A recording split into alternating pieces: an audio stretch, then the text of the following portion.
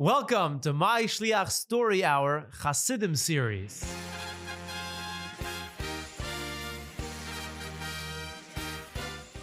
Shluchim, I hope you didn't lose too much sleep trying to find the answer to what the Alter Rebbe was saying when we left off our previous story. If you don't remember what our previous story was, here's a quick recap. Reb Shmuel Munkes heard about the greatness of the Maggid of Liyazna, who we know as the Alter Rebbe, and he decided he's going to come learn from him. So on a cold wintry night, he's looking to find where the Alter Rebbe lives in the town of Liyazna. He finds a house with the light still on, a candle burning late at night, the only house in town. He knocks on the door, and Alter Rebbe asks, "How can I help you? What do you want?" And he says, "Can I stay here and warm up and go to sleep?" So the Alter Rebbe says, "There are many other houses you could stay in." Reb Shmuel Munkes says, "Is this not a Yiddish shtub? I have to force my way in." The Alter Rebbe says, "If you force your way in, the guy is going to chase you out." Ha! My guy is bigger than your guy. So what's the Alter Rebbe saying? Chavre, here's what the Rebbe explains. Listen to this. Reb Shmuel Munkes was a big Talmid Chacham. He wasn't Stam a Pashate guy. He wasn't a letz. He wasn't a joker. He's a real serious guy. He learned and he davened. And he felt that outside it was cold. Not just because it was a cold wintry night. Not because it was just cold outside. Obviously it was cold outside. But he felt that within his neshama it was cold. He was missing the varmkeit, the warmth of Chassidus. And so he went to the Alter Rebbe to find a place where he can grow. He knew that everything you have to learn and take care of Avidas Hashem. So he comes to the Alter Rebbe's house and he looks for a house where there's light. Because a house without light, a house without warmth, it's not a Yiddish shtub. A Yiddish shtub is light and warmth. Not only that's physically lit up, but there's a geschmack and there's a chayis. It's a Chassidishe shtub. And the Alter Rebbe knew that. The Alter Rebbe knew what Reb Shmuel Munkes is coming here for. And so the Alter Rebbe opened the door and says, "How can I help you?" So Reb Shmuel Munkes says, "I came to warm up. I want to warm up my neshama." Says the Alter Rebbe, "Do you know what the avodah is in Chabad? It's not an easy ride. You can't just rely on the Rebbe to take care of you. You can't just sit comfortably in your house in Yerushalayim or Bnei Brak or Williamsburg or Borough Park or Lakewood. You got to go out and do the work. Go find another Yid and put on tefillin and have his skafia and his hapcha and shir Shabbos candles and a dvar teira and then open a Chabad house. It's not easy work." And Reb Shmuel Munkes says, "No, I know what I want. I know this is the type of avodah that I want to work on." And the Alter Rebbe says, "Listen, if you're going to force your way in, the guy is going to have to schlep you out." What does it mean the guy is going to schlep you out? Not the guy, the janitor in the house. No. The guy in your neshama. The Nefesh Bahamas. He's going to see that you're trying to be a chassid, and he's going to put up a big fight. He's going to make it hard for you. And he's going to schlep you out of the house. Shmuel Munkes says, "Rebbe, don't worry. I know my guy is very strong. I know that it's going to be hard. I know that it's going to be difficult. And I want to do the avodah. I want to learn what it's like to be a chassid. Teach me chassidus. Teach me how to daven. Teach me how to behave like a chassid." Which leads us into our next story of Reb Shmuel Munkes. And sure enough, this story is also by a Farbrengen. The Farbrengen is going deep into the night. And this was a Farbrengen zwischen Chassidim. Sometimes the Alter Rebbe will Farbrengen, but here a lot of times Chassidim get together and they Farbrengen with each other. And they're saying L'chaim. And this Farbrengen was hosted by a family in their house. And they got a special delicacy, a special treat for the Farbaisen. Remember in the last story, we spoke about what Farbaisen is, for this Farbrengen. And what was the Farbaisen? Roasted lung.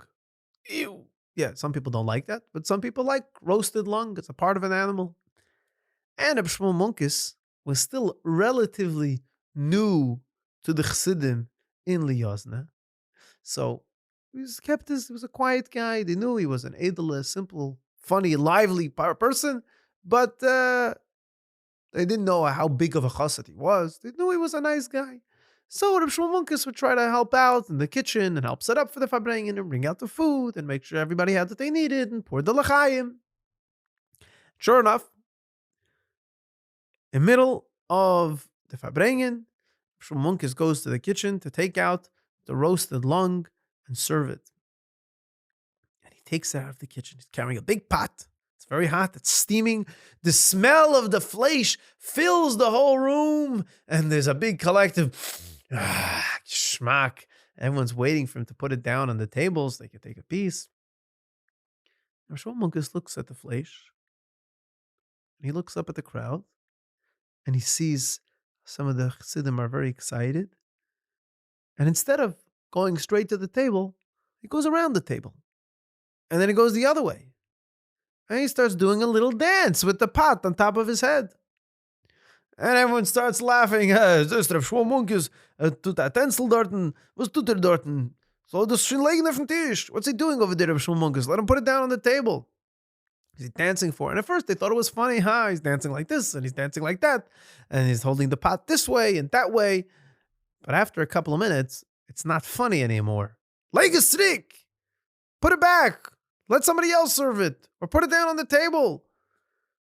Stop dancing around. Yeah, Shmuel, was tust du dachten? You can spill everything. You get yourself dirty, and then you can have somebody slip on the floor. Yeah, or if you keep dancing like that, the flesh is gonna get cold, and it's not so geschmack when it's cold. You should probably put it down right now. And also, there's not gonna be just put it down. Forget it. Just put it down. Stop dancing like that. You're gonna be dizzy. You might trip. And Reb Shmuel is dancing and he's going this way. And the more he's dancing and the more he's avoiding putting down the pot with the roasted lung on the table, the more agitated and the more nervous the people by the Farbrengen are getting. And like, Shmuel, put it down already. Rabbi Munkes, could you put it down? Stop this already. And he's dancing. And people are beginning to follow him and they're trying to block his way. And they're trying to back him into a corner so he can just put it down and stop with this mishagas. And the more agitated they become, the more Reb Shmuel Munkes is dancing. I did it, I did it, la, did it, I lit it. After a while, Reb Shmuel Munkes sees how everyone's getting so nervous. He takes the whole pot, and instead of putting it down, he spills it out into a pail of dirty water. And all of a sudden, the whole room goes silent. Did I just see what I just saw? I don't know. How should I know? I didn't see what you saw. I'm not you. Is there anything left in the pot? Is there anything left in the pot? Yeah, there's a little bit of grease, maybe. Well, why do you ask? No, I think the Shmuel Munkes just spilled the whole thing out. Oh, maybe you did see what you just saw. I know, that's why I asked you. Why did he do that? I don't know. I think maybe he got too dizzy from dancing around and he thought he was putting it on the table, and instead he spilled it into a pot of dirty water, and now we can't eat it anymore. It's shtickle baltashkes, maybe. Yeah, I don't know why he do that. That's about tashkes. You're wasting it. And the Chassidim were upset. And they love Shmuel because how could you do this about tashka, such an expensive delicacy, a nice geschmack, piece of roasted lung, you throw it out?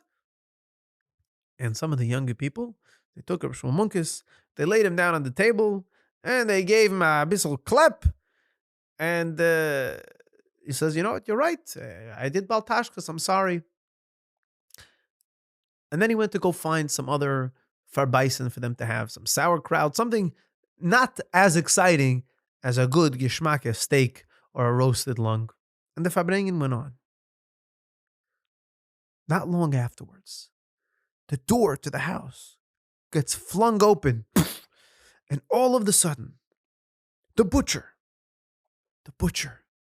comes into the house. He's schwitzing. He's out of breath.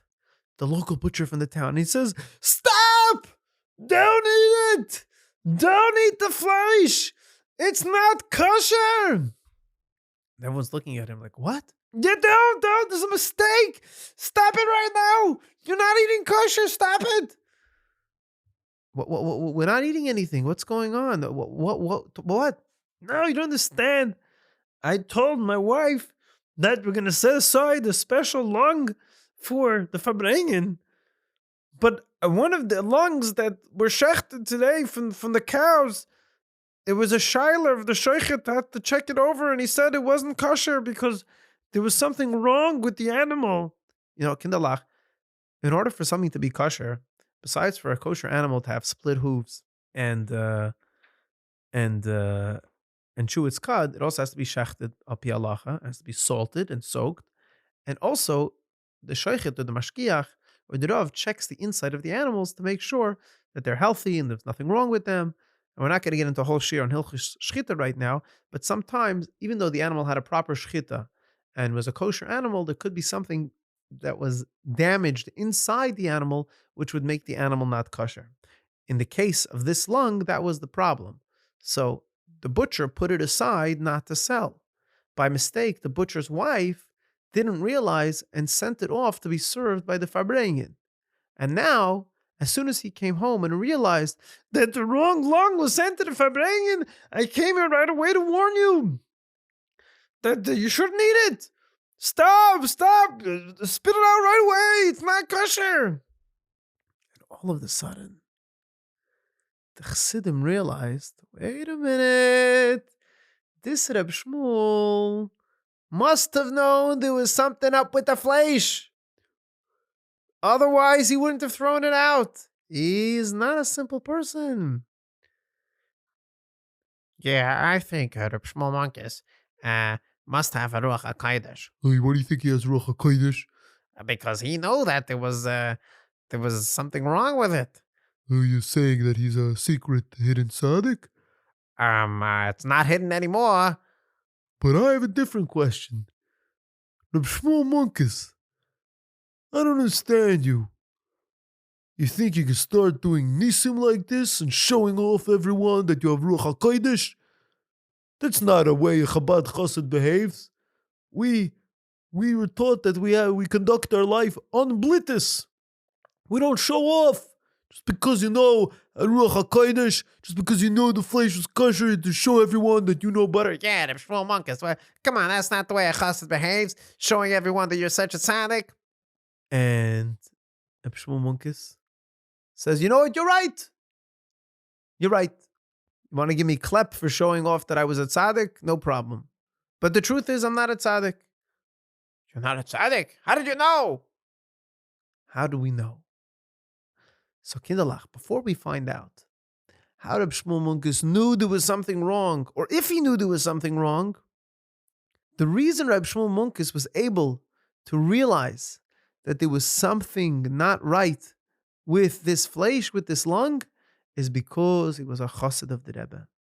And because he was Iber Yegeben to his Rebbe, he was devoted to his Rebbe. And when someone is Iber Yegeben, when someone is given over and takes what his Rebbe says seriously, everything about the Rebbe becomes important to him. He knows when the Rebbe's birthday is. He knows when the Chag HaGeula is. He knows when the Chasana is. The Rebbe's life becomes part of his life. And as Chassidim of our Rebbe, and as Shluchim, and as members of MyShliach, we have an awesome opportunity to join the MyShliach Chassidishe Club. You know, Sunday morning, I'm not sure how many of you go to school or to cheder. So what do you do Sunday morning? You're not going to sit around and twiddle your thumbs. I mean, you're not going to count how many popcorn seeds are on the bottom of a popcorn bag. We're going to do something that helps us strengthen our hiskashrus to the Rebbe. And that is MyShliach Chassidishe Club. Check this out. Sunday morning, you have the opportunity to learn about the upcoming Chassidishe Yomim Tevim, Yemei de Pagra.